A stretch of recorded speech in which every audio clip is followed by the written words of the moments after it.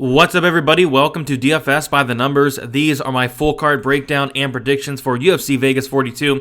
We have Max Holloway going against Yair Rodriguez. Pretty solid card. I know it's hard to get excited for a card like this after coming off of two very, very exciting cards, but still, I think this card is okay. From a betting perspective, I'm going to keep it very light this week. This card is very tough from a betting perspective, in my opinion. I do have like 3 or 4 bets. I'm probably going to keep around that 3 or 4 mark. So I do want to shout out the winner from last week for the Significant Strikes contest. Shout out to ZAT Betting. ZAT Betting. If you comment down your PayPal or Cashapp, I'll get you your winnings. And I said last week, if whoever's closest gets $25, but if somebody gets it on the dot, I will give them $50. I'll double that up.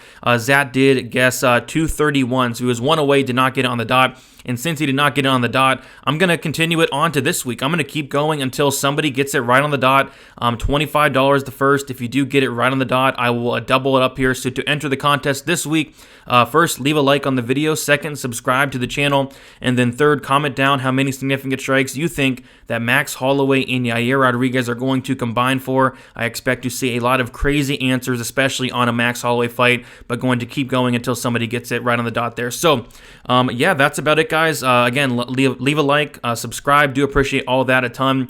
Have content coming out throughout the week. DraftKings content going live Friday after the weigh-ins. I'll be live Saturday, 1 hour prior to the prelims as well. The prelims, as of now, they start at 1 o'clock p.m. Eastern Time. I'll be live with me, Wheezy Narco, and another guest doing a best bet at 12 o'clock p.m. Eastern Time on Saturday. So, with all that out of the way, I say we get into it here, starting with the very first fight of the night. And we have Kennedy and Zekachu going against Da Un Jung. We see that Da Un Jung is 27 years old, 6'4", with a 78.5-inch reach, 14-2-1, and 4-0-1 in his last 5 fights. Kennedy and Zekachu, he is 29 years old, 6'5", 83-inch reach, 9-1, and 4-1 in his last 5 fights. So we'll take a look at the odds, and we see that it is very close here. Da Un Jung opened up -115 or -155. He is currently -115. Kennedy opened up +135. He is currently -105. So, yeah, going into Kennedy, I had a bet on him in his last fight against Danilo Marques, and man, I was so unimpressed. I mean, Marques went out there in the first 2 seconds. He took him down, and then he took his back, and Kennedy just did not have an answer for the whole round, did nothing. He actually landed 0 significant strikes, 0 strikes in general, I believe, in that first round against Danilo Marques. Okay, and I'm like, okay, that's fine. You know, Danilo Marques does slow down as the fight goes on. Maybe he can stuff some takedowns in round 2. But round 2 comes around, Danilo Marques takes him down easily. He takes his back. And at this point, I'm like very frustrated. I like walk out of the room because I'm so upset with Kennedy here. And then I come back and I see that, you know, he won the fight. He got a knockout apparently. And, you know, just really left a bad taste in my mouth. And you kind of go through his record here, especially in the UFC. And when he's beating guys, it's because they're gassing out. Danilo Marques beats him in round 1, round 2 arguably. He gasses out very bad. Kennedy knocks him out in the 3rd round. Carlos Ulberg is teeing off on Kennedy for the first round and a half. He gasses out. Kennedy knocks him out. Darko Stosic came in there with the worst game plan possible. He kicked him in the groin like 5 times. He lost 2 points. He takes him down 4 times. He outstrikes him 60-50 in that fight, but he loses 2 points, and he doesn't really go to his wrestling till like round 3, and he's very successful with it. And Darko Stosic is also a gasser. Paul Craig, he's actually beating Paul Craig for the first 2.5 rounds, and Paul Craig submits him. So what I'm trying to get at is, you know, if somebody fights him that's not a gasser, like a Marques, like a Ulberg, like a Stosic, you know, I think he could have some problems because I'm not all that impressed with Kennedy. He has a very good takedown defense, I will say that. A very good get-up game, but he does give up his back like pretty much every time he does stand up. And Da Un Jung went out there and showed a new wrinkle in his game that I really liked against William Knight. He went out there and took down William Knight 8 times out of nowhere. I thought it was going to be the other way around. I thought if there was takedowns, it would be William Knight potentially taking down Jung, but no. Da Un Jung took down William Knight 8 times. Very impressed with that performance. The fight prior, he had a draw with Sam Alvey. Very underwhelming performance. And the fight before that, he did knock out Mike Rodriguez. This is closely lined for a good reason here. I do like the volume of Kennedy, but he's a very, very slow starter. It takes him a while to get into the fight, and Jung is not going to gas out like Danilo Marquez. He's not going to gas out like Olberg. He actually has a solid gas tank, and I think if Jung can mix in the takedowns like he did against William Knight, I think this is a very winnable fight for him. So I'm going to take Jung to win. I'm going to take Jung to win by decision. And yeah, it should be a very interesting fight. But again, I just don't really see Jung slowing down to the point of a Danilo Marquez or to the point of a Carlos Olberg. So we'll see what happens, though. I think Kennedy's still, he's 29 years old. He's still improving. He just started, I think, MMA in 2016. So he's still very young in the game. But I will take Jung at this point. I'll take him by decision. All right, moving on to the next fight, we have Marc Diakiese going against Rafael Alves. We have not seen Marc Diakiese in about, 2 years? 1 year, 3 months. Not terrible, but still a little bit of layoff for Marc Diakiese. Marc Diakiese is 28 years old, 5'10", with a 73-inch reach, 14-4 and 3-2 in his last 5 fights. Rafael Alves, 31 years old, 5'8", with a 68-inch reach, 19-10 and 4-1 in his last 5 fights. So Marc Diakiese is going to be 3 years younger. He's going to have a 2-inch height advantage and a 5-inch reach advantage as well. We'll take a look at the odds. We see that Marc Diakiese opened up minus 220. He is now minus 175. Rafael Alves opened up plus 185. He is currently plus 150. So I was very impressed with Rafael Alves in his UFC debut. I mean, you can't really ask for a tougher UFC debut than to go out there against a Damir Ismagulov. And he went out there and made a pretty good account for himself. I mean, you take a look at what he did in the first round. He dropped Ismagulov right away, just about finished him. Ismagulov was able to reverse, get on top, control him for the rest of the first.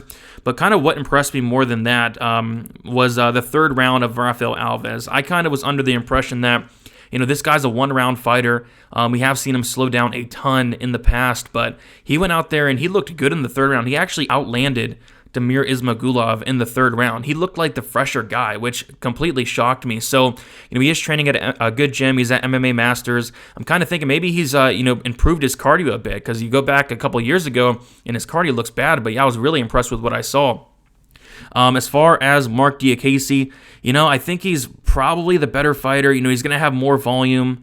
He's going to be able to mix in the takedowns as well. But I think Alves is a more dangerous fighter. Alves hits very, very hard. We saw in his last fight multiple knockouts on his record, multiple submissions on his record. He is a black belt in BJJ, and I think Alves is going to be dangerous anywhere the fight goes. On the feet, I think Alves can hurt Diakiese at points. I think Diakiese is going to be bringing the volume, but I think Alves is going to be bringing the power. And then on the mat, Alves is very live for a submission. This guy's very dangerous anywhere the fight goes. So, close fight. I think Diakiese is going to probably be winning minutes of this fight, but I'm actually going to go with the upset here. I'm going to take Rafael Alves to win by submission. I think he probably, maybe hurts Diakiese on the feet. Diakiese shoots in for a takedown, and Alves does snatch up his neck. I'll take Alves for the win, and I'll take Alves to win by submission, going with the dog there. All right, next we have Courtney Casey going against Luana Jojo. We have Courtney Casey, 34 years old, 5'7", with a 67-inch reach, 9-9. And 2-3 in her last 5 fights. Luana Jojo, 26 years old, 5'4", 62-inch reach, 8-4 and 3-2 in her last 5 fights. So we'll take a look at the odds here. And I know it's crazy, but Courtney Casey's a big favorite. Open up minus 150, and she's currently minus 220. Jojo opened up plus 130. She's currently plus 185. And I completely 100% agree with that. I mean, just taking a look at Luana Jojo, I don't really see it. I mean, you go back and look at some of her fights. Her UFC debut against Sarah Moras was very, very concerning. Sarah Moras, probably one of the worst fighters I've ever seen in the UFC. Sarah Moras was able to touch up Jojo on the feet. Jojo was able to take down Moras twice, but she got reversed quite easily both times. And then Moras was able to dominate Jojo on the mat. Jojo gassed out, and Sarah Moras, she was able to get a TKO victory. And just not a good look at all. Just really left a bad taste in my mouth on Luana Jojo. The next fight, Diana Belbita, for some reason, she takes down Luana Jojo. For some reason, I don't know. But Jojo got an armbar from guard. And then after that, she got beat by Miranda Maverick. And yeah, I just don't know what Jojo is great at. I mean, her striking's not good. Her striking defense is horrible. Her wrestling's terrible. Her grappling's okay. I just really am struggling to find out what she's good at here. But what I will say is she's young. She's 26 years old. She's going to be making improvements. I think I saw she was training at Seneca MMA, so maybe she will be making some improvements. But yeah, she's going to have to make some massive improvements to win here. And it's crazy to say that because, yes, Courtney Casey is a 9-9 fighter, but, she's fighting good competition. J.J. Aldrich in a fight that I thought she won. Jillian Robertson, Cynthia Calvillo, Angela Hill, Michelle Watterson, Jessica Aguilar, Claudia Gadelia, Randa Marcos. Like, she's fighting good competition. And Courtney Casey, she's going to have the striking advantage. She's a brown belt in BJJ, so she's a good grappler in her own right. I just really think it's a good spot for Courtney Casey. The problem is, yes, she's 9-9. Yes, you can't trust her, but unless Jojo has made some significant improvements, I think it's a pretty easy fight for Courtney Casey here. So give me Courtney Casey to win. I'm going to take her to win by a TKO in the second round after Jojo gasses out. Jojo is just way too hittable. Her cardio's not on point, and I think she's not really UFC caliber. Maybe she could be in the future. She's only 26, but as of now, I do like Courtney Casey in this fight, and I'll take her to win by a knockout or submission. All right, next we have a very intriguing fight. We have Sean Woodson going against Colin Englund. We have Sean Woodson, 29 years old, 6'2", with a 79-inch reach, 8-1, and 4-1 in his last 5 fights. Colin Englund, 28 years old, 5'9", with a 71-inch reach, 8-2, and 4-1 in his last 5 fights. So Sean Woodson's going to have a massive 5-inch height advantage and a even more massive 8-inch reach advantage here. We'll take a look at the odds, and we do see that Sean Woodson is a big favorite. One of the biggest favorites on the card. I think he's the second or third biggest favorite. Opening up -300. He is currently -335. Colin Englund opened up +250. He's now +275. So, yeah, as far as Sean Woodson goes, his takedown defense is very, very good. I think he showed that in the Zalal fight, where he was able to stuff 15 takedowns from Zalal. Zalal was able to get him down twice, but wasn't really able to do much with those takedowns. I did bet on Zalal as a pretty big dog in that fight, and Zalal actually outlanded him 42-40 during that fight, took him down twice, controlled him for 6 minutes, but I think the judges more so favored the power of Sean Woodson there. But regardless, it was a very close fight, and what I will say is Sean Woodson's takedown defense is really good at 81%, but look at the guys he's going against. Yusuf Zalal, Julian Erosa, Kyle Bochniak, Terrence McKinney. This will probably be on paper the best wrestler that Sean Woodson has faced, which is very interesting. Terrence McKinney on the Contender Series was able to take down Woodson early, was able to control him for that first round.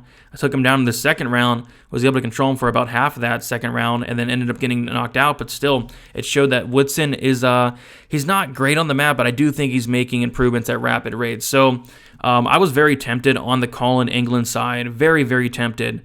Because, again, it's going to be the best wrestler that Sean Woodson has arguably faced. And then you go back and look at Colin Englund. Outside of the UFC, he doesn't really wrestle a ton. I mean, he kind of fell in love with his hands. He has a ton of power. He's out there knocking guys out on the regional scene. But, I would rather him come in here with a wrestling-heavy game plan. I just don't know if that's something he's going to do.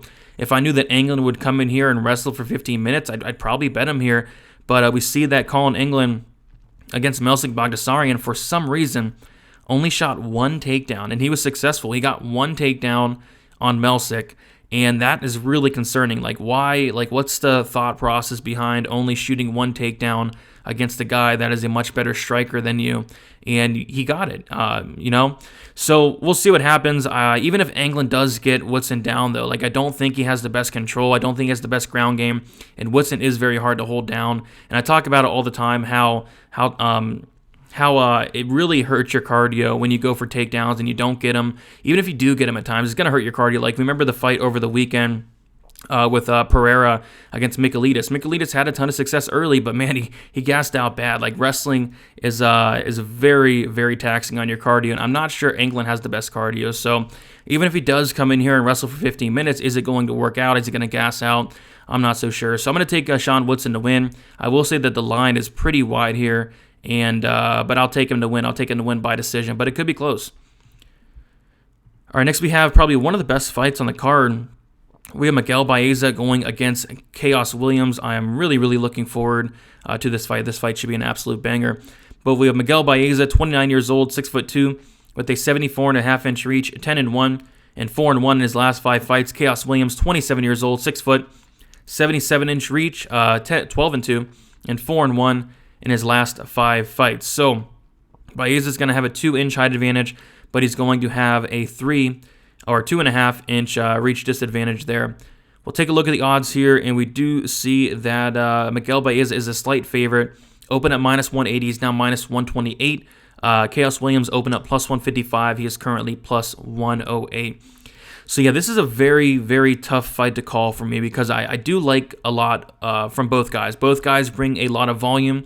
Both guys bring a lot of power. I probably will give the power advantage to Khaos Williams, and it's weird to say that because you go out and look at his fights outside of the UFC, and he has only 2 knockout wins. But he came into the UFC, and he has shown a ton of power, knocking out Alex Morono in 27 seconds, knocking out Abdulrazak Al Hassan in 30 seconds.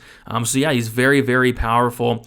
On the feet, I think it's going to be very close. Some things I did not like to see from Miguel Baeza was his chin. I think he could be a little bit on the chinny side. He got hurt badly a couple times against Matt Brown. Matt Brown almost got him out of there. He was hurt for a second against Hector Aldana as well. I mean, he was hurt against Ponzinibbio a little bit also, so I really do question his chin, and I think Khaos Williams has the better chin here. So Khaos Williams could be live for a knockout. He really could be, but I think an interesting aspect of this fight would be the ground game of Miguel Baeza. Baeza does average a half a takedown per 15 minutes. He has 2 in the UFC, a 40% accuracy. Miguel Baeza is actually a black belt in BJJ. He only has 1 submission on his record, that coming from the Takashi Sato fight. But we see that Williams' takedown defense is not great. At all, really. Really no resistance when when somebody tries to take him down. Michel Pereira took him down twice with no resistance at all. And I think if Miguel Baeza comes in here and goes for takedowns, that could be a legit path to victory. But I don't know if he's going to do that. It's not something Miguel Baeza does a ton. He's done it twice in the UFC, only 2 takedowns. But I think it'd be really wise to use that BJJ black belt, use those takedowns, exploit the takedown defense of Williams, and get it down to the mat. I'm going to take Miguel Baeza here by decision, actually. Mixing in the takedowns, I think he can win minutes at a time doing that. And I think on the feet, it's going to be very close. But yeah, it's a close fight. I'm going to take Miguel Baeza to win, though, and I will take him to win by decision. But yeah, one of the best fights on the card. This one should be an absolute banger. All right, moving on, we have Cynthia Calvillo going against Andrea Lee. We have Calvillo, who is 34 years old, 5'4", with a 64-inch reach, 9-3, and 1, and 2-2-1 in her last 5 fights. Andrea Lee, 32 years old, 5'6", with a 69.5-inch reach, 12-5, and 2-3 in her last 5 fights. So we'll take a look at the odds here. We see that it is a very closely lined fight. Calvillo opened up -150. She is now -115. Andrea Lee opened up +130. She is now -105. So I do want to get into the stats on this one, as I do think they're very important. Andrea Lee, very good on the feet. She lands 5.48 significant strikes per minute with a 50% striking accuracy, absorbing 3.68 significant strikes with a positive 1.8 significant strike differential, and a 64% striking defense. Phenomenal numbers on the Andrea Lee side. Very high volume. I loved her volume, and I love her striking as well. Cynthia Calvillo, on the other hand, a little bit less volume, lands 4.24 significant strikes per minute with a 41% accuracy, absorbing 3.76 significant strikes per minute with a positive 0.48 significant strike differential and a 65% striking defense. So I do give the striking advantage in this fight to Andrea Lee, and honestly, pretty significantly as well.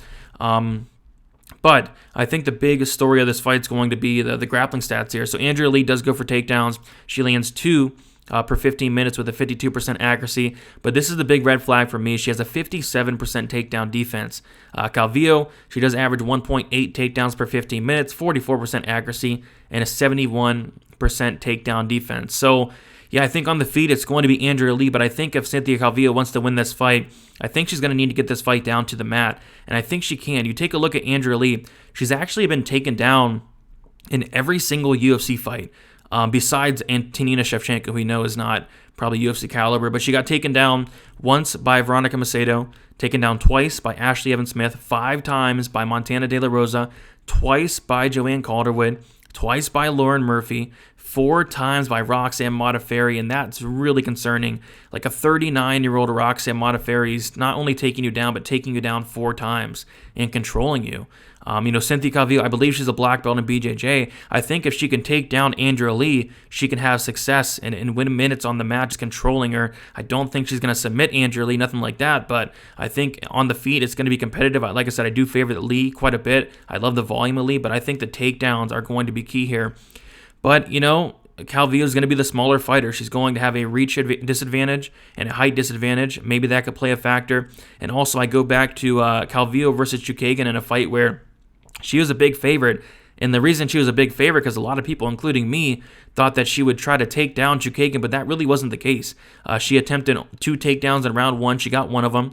She attempted only 1 takedown in round 2, and she attempted only 1 takedown in round 3. If she comes in here and does that and does not try to take down Andrea Lee, she's going to lose. So I think it'd be wise, very wise, for Calvillo to come out here and go use a wrestling-heavy game plan. I think she does, and I think she does win this fight by decision. I actually like her a lot in this spot. It's just I don't know how much I can trust her. If I knew for sure she'd come out here and wrestle for 15 minutes, I'd be all over her, but that Chookagian fight kind of does give me some pause. Like, I'm not sure why she didn't wrestle there a ton. But yeah, I will take Calvillo, though, and I will take Calvillo to win by decision. All right, this is a banger as well. I'm really looking forward to this fight, and it's on the prelims for some reason. But we have Thiago Moises going against Joel Alvarez. Thiago Moises, he is 26 years old, 5'9", with a 70.5-inch reach, 15-5, and 3-2 in his last 5 fights. Joel Alvarez, he is 28 years old, 6'3", 77-inch reach, 18-2, and 4-1 in his last 5 fights. So what I'll say is Joel Alvarez is absolutely huge for the weight class. 6'3" at 155 pounds. Like that's just unheard of. So he's going to have a big height advantage, a 6-inch height advantage, and he's going to have a 6.5-inch reach advantage. So you take a look at Joel Alvarez and what he's done in the UFC, and it's actually pretty funny, but he's having success. Well, first of all, he made his debut against Ismail Gulav. He lost that fight, no shame in that. But against Danilo Belluardo was able to take him down in the first round, dominate him in the first round. He was kind of stuck off his back there. And then the second round, Belluardo takes him down again. Belluardo kind of gasses out a little bit, slows down. Alvarez reverses him, gets on top, and gets a TKO. And then Joe Duffy comes around the next fight. Joe Duffy was a huge, huge favorite. Joe Duffy takes him down, and Alvarez submits him. And then the next fight, Alexander Yakovlev. I remember watching that fight and thinking, Yakovlev went for a takedown. I was like, yep, it is over, and it exactly was over. Yakovlev takes him down, and then an armbar. So what I'm trying to get at is Alvarez has 0 takedowns in the UFC. Not only that, Alvarez has attempted 0 takedowns in the UFC, and Alvarez has a 0% takedown defense. He wants to be on the mat. The problem is, and this is a big problem, he's going against Thiago Moises, who is a world-class grappler, black belt, legit black belt. I know he got submitted in his last fight against Islam Makhachev, but that's Islam Makhachev. So really, like, for Alvarez to win this fight, how does he win? Like, does he submit Thiago Moises? I find that really hard to believe. Like, on the feet, I think it will be competitive. I really do like what I see from the improvements on the Thiago Moises side. He was able to go out there and outstrike Alexander Hernandez for 3 rounds, which surprised me and a lot of people. So his striking is coming along. I think Alvarez's striking is coming along as well. And also Alvarez is going to have a big height and reach advantage. I think that can help. I like Alvarez's kicks, but I think it's pretty simple. I mean, Moises, if I'm Moises, I'm taking down Joel Alvarez and I'm beating him up on the mat for 15 minutes. If Alvarez, like, arm bars, guillotines, gets him at a triangle, I'd be shocked. I really would be.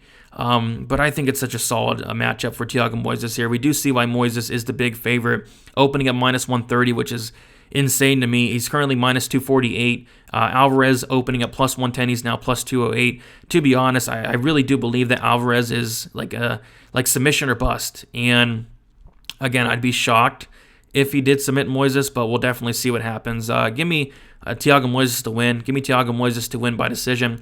I think a lot of people are counting this guy out and forgetting that this guy is still very young, 26 years old, training at a great camp, and look at some of the guys he's been facing. Guys like Damir Ismagulov, guys like Michael Johnson, guys like Bobby Green, who we just saw had a great fight in his on Saturday. Alexander Hernandez, he's fighting some great competition where Joel Alvarez is losing to Damir, which is fine, but struggling against Danilo Beluardo in that first round especially. So yeah, it's an interesting fight, but I really don't see many paths to victory for Joel Alvarez outside of like an armbar, a guillotine, and I just don't think those are going to work against a guy like Thiago Moises. So give me Moises to win. Give me Moises to win by decision. All right, and next we are going to be on the main card, and yeah, this is probably one of the better fights on the card as well. We have Song Yadong going against Julio Arce. We have Song Yadong, who's 23 years old, 5'8", with a 67-inch reach, 17-5-1.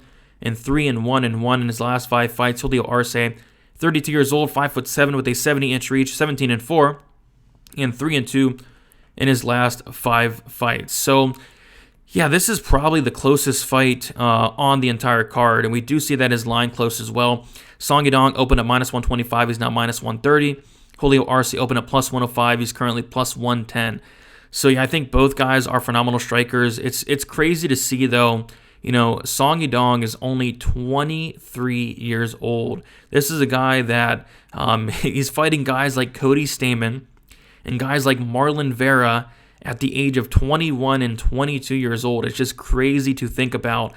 He's training at a very good camp at Team Alpha Male. I think the sky is the limit for this guy. Again, only 23, has so much more room to improve, and I thought he looked the best he ever had in his last fight against Casey Kenny. I really liked what I saw. For some reason, it was a split decision. I clearly thought, honestly, it was probably like a 30-27, 29-28 at the worst for Song Yadong, but he was able to, look really good in that fight. Threw a ton of volume, and Casey Kenny, I thought he'd go more to the takedown route. He only attempted 5 takedowns in that fight, got one of them, and even then, Song Yadong's takedown defense looked great, and his get-up game looked great as well. So in this fight, I don't really see many takedowns from either side. I see this being a striking fight for 15 minutes up until maybe somebody gets finished. Kind of more so leading it goes to decision, though. Yeah, very close fight. I do like the power of Song Yadong. I think he'll be the more powerful fighter. I don't think he knocks out Julio Arce. Arce has been knocked down a couple times in the UFC. Got knocked down twice against Shaman Moraes, but it's a close fight. I think it's going to be a back-and-forth war. I'm going to slightly edge with the younger fighter in Song Yadong. I think this is going to be the best version we've seen of him yet. Him being only 23 years old is seriously, that's scary. This guy has a ton of room to grow, and he's so young. So I'll take Song Yadong to get the win. I'll take him to win by decision, landing the harder shots, but this is very competitive, and you definitely can't count out a guy like Julio Arce, who's very talented on the feet himself. So I'm going to take Song Yadong to win, but don't feel overly confident. I really don't think anybody can be confident in one side or the other. But give me Song Yadong by decision. All right, next we have Roman Dolidze going against Kyle Daukaus. This fight should be fun. We have Kyle Daukaus, who's 28 years old, 6'3", with a 76-inch reach, 10-2, and 3-2 in his last 5 fights. Roman Dolidze, 33 years old, 6'2", with a 76-inch reach, 9-1, and 4-1. In his last 5 fights. So let's take a look at the odds here. We see that Kyle Daukaus is a big favorite, open up -140, he's now -210. Roman Dolidze open up +120, and he's currently +180. Yeah, I think there's probably some recency bias on that line. We saw what Kyle Daukaus did to Kevin Holland, headbutt or not. Still, good performance, was able to finish Kevin Holland, but of course that did turn into a no contest. But yeah, looking into this fight, originally I thought the line was off. But after digging into it, I think the line is really off here. Kyle Daukaus, you take a look at him, and I kind of go back to the Phil Hawes fight, which is very concerning for me. First of all, he made Phil Hawes look like he had good cardio. Phil Hawes was the one that had the better cardio late in the fight, which was shocking to me. And then on top of that, that's not the concerning part. The concerning part is, Daukaus went 0 for 7 on takedowns. That's fine. Hawes has a very good takedown defense. But what was concerning was Phil Hawes controlling Kyle Daukaus as easily as he did. Phil Hawes controlled Daukaus for 5 minutes and 34 seconds of that fight, and 4 minutes and 26 seconds in the third round, which was, again, shocking to me. I think I picked Daukaus in that fight, but I definitely wasn't expecting that. I wasn't expecting Phil Hawes to be the fresher fighter, so that's very concerning. The thing with Roman Dolidze is this guy, his fight IQ is not great, but what I will say is his fight IQ looked really good in his last fight. People crapped on him against Luana Staropoli. People crapped on him, said it was boring. I actually enjoyed the fight. I thought he's fought really smart. It was actually refreshing to see Roman Dolidze, not rolling for like a heel hook, nothing like that. It was really refreshing to see Roman Dolidze go out there and implement a smart game plan for 15 minutes. Very, very cool. 9 minutes and 37 seconds of control time Roman Dolidze had in that Staropoli fight, and he took down Staropoli 5 times. But yeah, Roman Dolidze, he's legit on the mat. He has legit BJJ credentials. I want to say he's either a brown belt or a black belt, but this guy's really good on the mat. The only problem is he does make, these silly mistakes, going for, submissions that probably are not going to work at the UFC level. They might have worked outside of the UFC, and they have for him, but, inside the UFC, you cannot, go for heel hooks and, nothing like that, especially against Kyle Daukaus here. So if Roman Dolidze comes in here and fights smart, I absolutely love him in this fight. I think he's going to be the stronger fighter. I think he has the better wrestling. The striking, I think, is going to be very competitive. What I was really impressed with was how defensively sound Roman Dolidze is. He actually has a 64% striking defense, and he hits really hard. I think he's going to be the harder hitter in this fight. Kyle Daukaus probably does throw more volume, but with that volume, he is very hittable. Only a 40% striking defense for Kyle Daukaus. And if we want to talk cardio, yes, Roman Dolidze, his cardio is very questionable, but I think Kyle Daukaus' cardio is questionable as well. Like I said, he made Phil Hawes look like he had better cardio in that third round. So this is a very close fight. I think on the feet it's very close and competitive. I do like Dolidze on the feet, honestly. Like I said, Daukaus is going to bring the volume, but he's so hittable, and I do like the power of Dolidze.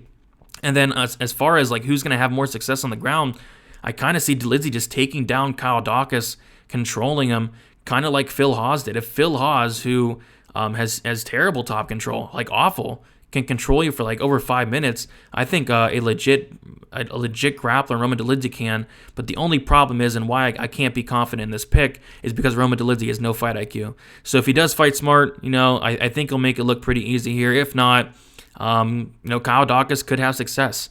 But yeah, give me Roman Dolidze to win, and give me Roman Dolidze to win a decision. I think he takes down Kyle Daukaus. I think on the feet it's very competitive, and I think he wins a decision here.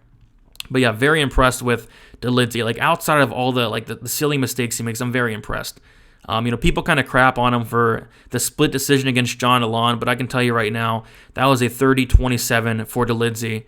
No questions asked. I don't know what Chris Lee was looking at there. That had to be the worst scorecard I've ever seen. But yeah, he clearly beat John Alon. I don't think it's debatable at all. And I don't even know what round Chris Lee gave John Alon. I really don't know, because John Alon lost every single round in that fight.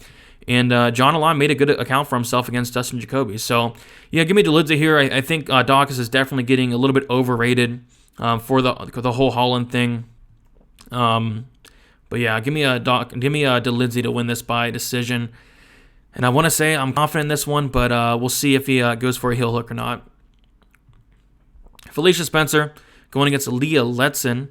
We have Felicia Spencer, who is 30 years old, 5'6", with a 68-inch reach, 8-3, and 2-3 in her last 5 fights. Leah Letson, 29 years old, 5'7", with a 71. With a 70. 1 second, guys. What the heck was that? Anyway, it might be a fire in my house. Might want to get out, but we'll continue the video anyway. So we have Felicia Spencer. She is 68-inch reach, 8-3, and 2-3 in her last 5 fights. Leah Letson, 29 years old, 5'7", with a 71-inch reach, 5-1 and 5-0 in her last 5 fights. So anyway, Anyway, that happened. But we have Leah Letson has not fought in 2 years and 10 months. It has been a while since we have seen Leah Letson fight. And, last time she fought, she was, 27 years old. She could be making improvements. I think she was dealing with a lot of health issues outside of the cage. I believe she's in the military as well. But, from what I've seen from Letson, she does come forward with reckless abandon. She has no striking defense. She gets cut up very easily. She's, bloodied up in every fight she's in. Felicia Spencer, though, I think she's, really, I want to say she's a little bit overrated. You take a look at, Felicia Spencer. What is she known for? She's known for, going 3 rounds with Chris Cyborg. She's known for going 5 rounds with Amanda Nunes. So she's shown a lot of toughness, but, toughness can only take you so far. You got to have some skill to back it up. And, Spencer, her wrestling's not great. Her striking's not great.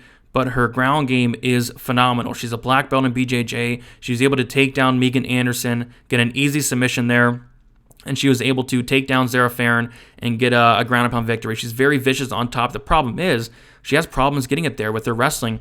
And then I go back to the Norma Dumont fight, and she, for some reason, she takes down Norma Dumont 0 times, and she attempts 0 takedowns.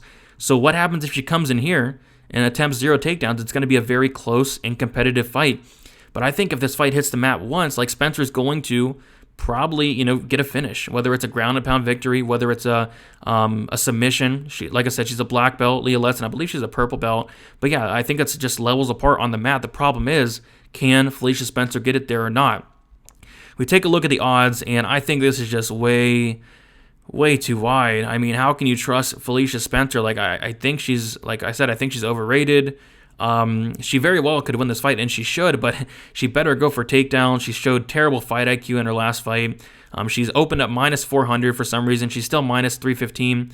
Leah Letson opened up plus 300. She's currently plus 255. This is a big pass for me. I'm not going to bet on the dog, but I do think there could be value on her. But I'm going to say Spencer wins. I'm going to say Spencer does take down Letson. And again, I think her ground game is phenomenal, is absolutely phenomenal, but she needs to get it there. And if she does, I think she wins. But, Letson could potentially surprise some people. But I'll take Spencer to win. I'll take Spencer to win by like a second round submission. All right, moving on, we have the co-main event. We have Ben Rothwell going against Marcos Rogerio de Lima, which should be a very fun fight. We have Ben Rothwell, 40 years old, 6'4" with an 80-inch reach, 39-13, and 3-2 in his last 5 fights. Marcos Rogerio de Lima, 36 years old, 6'1", with a 75-inch reach, 18-7-1, and 3-2 in his last 5 fights. So I do want to get into some stats on this fight, but first we'll take a look at the odds. We see that Ben Rothwell opened up minus 150, currently minus 153. Marcos Rogerio de Lima opened up plus 130, is now plus 133. So getting to some stats on this fight, Ben Rothwell lands 3.71 significant strikes per minute with a 42% accuracy, absorbs a 4.57 significant strikes per minute with a negative 0.86 significant strike differential and a 47% striking defense. So Ben Rothwell, he's going to have the higher volume here, but he is very, very hittable. Very hittable. 47% striking defense is not great, but Ben Rothwell does have a phenomenal chin, so he's able to get away from it in most cases. Could that be the case here? Maybe we'll see, but he does have a phenomenal chin, and he has not been knocked out in a long time. Marcos Rogerio de Lima, on the other hand, a little bit more low volume, but I will say he's the better striker. De Lima does land 3.24 significant strikes per minute with a 54% accuracy, absorbing only 2.11 significant strikes per minute with a positive 1.13 significant strike differential and a 53% striking defense. So yeah, De Lima is the better striker. He's has more power as well, but the problem is he does slow down as the fight goes on. His cardio is very bad. We'll get more into that in a little bit, but taking a look at the grappling stats, I think this is very important here. So Ben Rothwell has averaging 0.68 takedowns per 15 minutes with a 35% accuracy, has a 70% takedown defense, very good takedown defense Ben Rothwell has, and a very good get-up game as well. Marcos Rogerio de Lima, he averages 1.14 takedowns per 15 minutes, a 66% takedown accuracy, but he has a very bad 43% takedown defense, and I really do think that could be a problem here. So you take a look at Marcos Rogerio de Lima, and I'm just not impressed with this guy. I mean, this is a guy that has been trading wins and losses back since 2014. A win, loss, win, loss, win, loss, win, loss, win, loss, win, loss, win. And he's due for a loss here, so technically, he could very well lose here, and I think he does. Like, to be honest, you take a look, he had a very good win against Maurice Green. Maurice Green, I think he's been cut. If not, he'll be cut very soon. The dude has a 27% takedown defense. He had a win against Ben Sassoli, who is probably cut by now. A win over Adam Vajorak, who is not in the UFC anymore, who went 2-1 in the UFC and left. He had a win over Jeremy Kimball. He went over Clint Hester. Igor Prokroshchak, such a hard name to pronounce. Richardson Morera, like, those are his wins. And even like his losses, like Oven St. Preux, a guy that Ben Rothwell beat, Gazimared Antigulov, one of the worst fighters in the UFC, I think has been cut since then. Stefan Struve, who Ben Rothwell beat, and that Stefan Struve fight was very concerning, where De Lima knocked down Struve in the first 2 seconds of the fight. De Lima could not finish Struve, and then the second round comes around. De Lima's gassed, very bad. Struve takes him down with no resistance and submits him shortly after. Struve landed 0 significant strikes in that fight, but because De Lima was so gassed, Stefan Struve was able to submit him. And then he lost to Alexander Romanov. No shame in that. But Ben Rothwell, he's been fighting the better competition. I know he just beat Chris Barnett. Can't look into that too much. But Marcin Tybura beat Oven St. Preux. He beat Stefan Struve. He lost to Andrei Arlovsky. No shame in that. Lost to Blago Ivanov in a very close fight. Lost to JDS. No shame in that. Beat Josh Barnett. Beat Alistair Overeem. I know we're getting to a long time ago, but still, what I'm trying to say is he's fought the much better competition. It's not even close. But I think the biggest factor in this fight is going to be the cardio. One guy has bad cardio, and Ben Rothwell, and one guy has atrocious cardio. De Lima's cardio is horrible. He has about a 1 round in him. He went 3 rounds in his last fight because Maurice Green, again, has no takedown defense, no get-up game. He was able to just lay on him for 3 rounds and do nothing. But that's not going to be the case against Ben Rothwell. Another thing is, I think De Lima is going to have a lot of success early. The problem is Ben Rothwell has not been knocked out in a long, long time. The last time Ben Rothwell was knocked out was in 2009. Like, this guy has a legendary chin. So if he knocks out Ben Rothwell, so be it. But I think Rothwell is going to take over as the fight goes on. And if I was Rothwell, I would go to that takedown route and take down De Lima, who has no takedown defense. I'd take down De Lima, who has no submission defense. De Lima's been submitted a massive 5 times, and the dude's supposedly a black belt. So yeah, I like Ben Rothwell here quite a bit. I'm probably a little bit too confident in Ben Rothwell. It's hard to be confident in a 40-year-old heavyweight.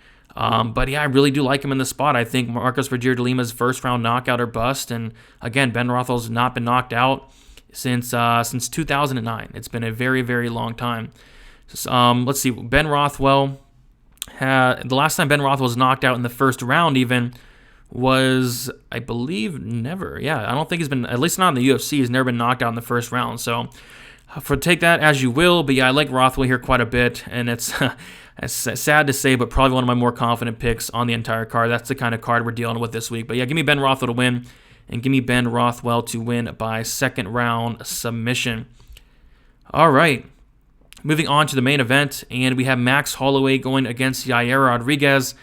We have Max Holloway, who is 29 years old, 5'11", with a 69-inch reach, 22-6, and 2-3 in his last 5 fights. Yair Rodriguez, 29 years old, 5'11", 71-inch reach, 13-2, and 4-1 in his last 5 fights. Rodriguez is going to have a 2-inch reach advantage. We take a look at the odds here. Max Holloway is a huge favorite, opening at minus 400, and he's currently minus 700. Rodriguez opening at plus 300. He's currently plus 500. So Holloway a big favorite, and rightfully so. I do want to get into some numbers on this fight here, as I do think they're kind of important. It's just crazy to see the volume of Max Holloway, landing 7.26 significant strikes per minute with a 46% accuracy, absorbing 5.54 significant strikes per minute with a positive 2.68 significant strike differential and a 60% striking defense. Those are like insane numbers. Rodriguez lands 4.33 with a 45% accuracy, absorbing 3.13 with a positive 1.2 significant strike differential and a 57% striking defense. So yeah, Max Holloway throws a ton of volume. I guess the one knock on him is he is pretty hittable. He does absorb a lot of punches in his own right, but he has a legendary chin. This guy, I forget the exact number. I want to say it's like 1,652. He's absorbed 1,652 significant strikes in his career, and he has never been knocked down, which is just crazy to think about, especially considering like some of the opposition he's been facing. Rodriguez, for him to win here, I think is going to need a knockout, but again, that's like easier said than done. I don't really see either guy going for takedowns. Holloway only lands 0.2. Rodriguez lands 0.9. Even if Rodriguez wants to take down Max Holloway, he has an elite takedown defense. I definitely do see why Max Holloway is a big favorite. I don't think it should be this big of a favorite, but it's just really hard to pick Rodriguez in this fight. I think Rodriguez is going to need a KO. I don't think he's going to be able to compete with Max Holloway in terms of the volume. And I think as the fight goes on, it's going to be a typical Max Holloway performance where, I don't want to say he starts out slow, but he kind of starts out slow in terms of like Max Holloway volume, and then he kind of ups the volume each and every round. Like, for example, in the Calvin Kattar fight, Max Holloway went out there and he threw only 108 significant strikes in round 1, and then we go to round 4, he threw 191. And then going to the Brian Ortega fight in round 1, Max Holloway only threw 84 strikes, and then he threw 196 in round 4. So, yeah, I like Max Holloway here. I think he's going to have the better cardio, the better volume. Yair, he's going to have to catch him to knock him out, and Max Holloway hasn't even been knocked down. So I think it's a good fight for Max Holloway. I mean, Max Holloway to win. I'm going to take him to win by like a 5th-round knockout. I think the damage is going to add up. Max Holloway's not really a power guy, but he does throw a ton of volume. I'll take Max Holloway to win by 5th-round knockout. I think it's a solid spot for him, but again, he's like minus 700. But yeah, guys, that is about it. Thank you so much for watching. Sorry about the fire alarm. Did not know what happened there, but it's all good. Hopefully my house isn't burning down. I'll go check that out now. But if you guys can leave a like on your way out, subscribe to the channel. It is much appreciated. I'll be going live Friday after the weigh-in, 7 o'clock p.m. Eastern Time. Saturday, 1 hour prior to the prelims at 12 o'clock p.m. Eastern Time. DraftKings content coming out as well. If you do want to check out the Patreon, $10 a month below, you can do that. Lots of great stuff going on there. I do have 3 or 4 bets posted so far. It's going to be a very light week for me. I'm actually going to start looking into next week already. Some early spots sticking out for next week, but this is a week where I'm going to keep it very light. I'm going to be very careful because this is a very tough card. Very tough card. But yeah, guys, that's about it. Thank you for watching, and good luck for UFC Vegas 42. See you guys.